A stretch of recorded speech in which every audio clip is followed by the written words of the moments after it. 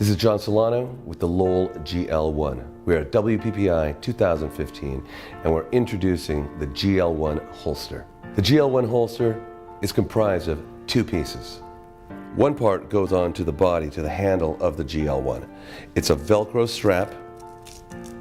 You open it, you wrap it around the unit, around the handle of the unit, as so.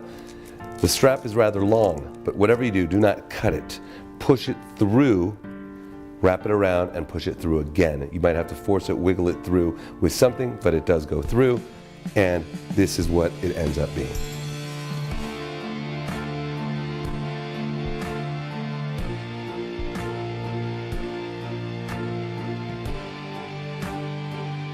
With the Lowel GL1 and the new holster, you can illuminate at the speed of light.